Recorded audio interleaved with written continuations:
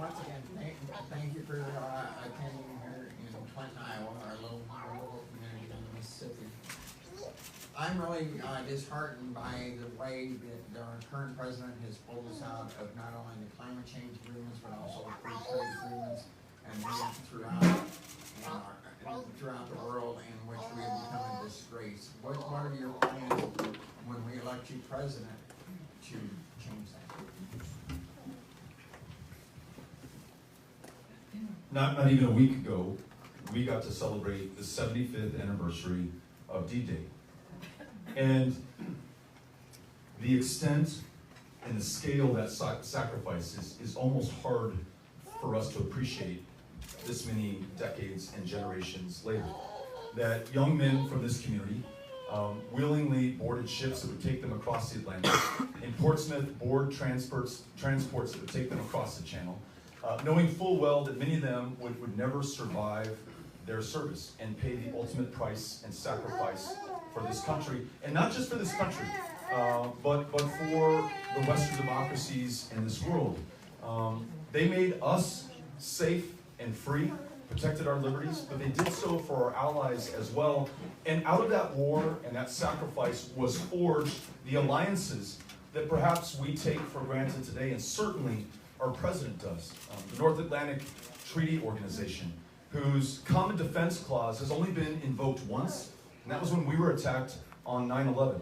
And all the other partner countries came to our defense and went into war with us in Afghanistan almost 18 years ago. And this president calls into question whether NATO makes any sense anymore for this country.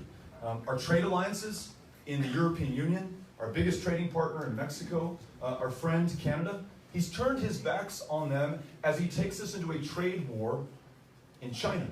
And as your former governor, Tom Vilsack, said, when in the history of this country have we ever gone into war without allies or friends? And that's exactly what this president has done, causing the farmer here in Iowa to pay the full price of that war that I see no victory for and no end in sight today. And then at this moment that there's an open question around the world, is the future an autocratic one or a democratic one? Our president is signaling with the strongmen and the dictators, Vladimir Putin, al-Sisi in Egypt, Erdogan in Turkey.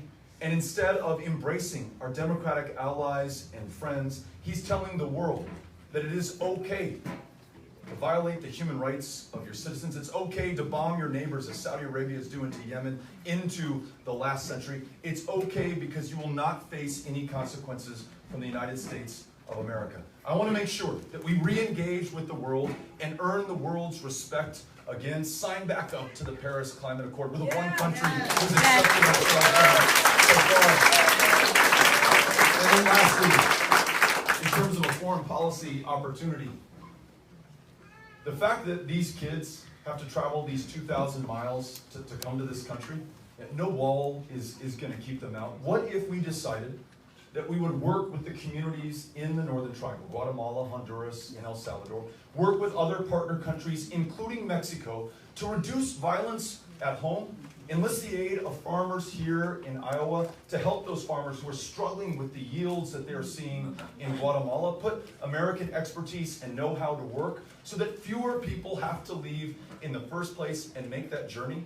That's the way that I want this country to distinguish ourselves on the national stage.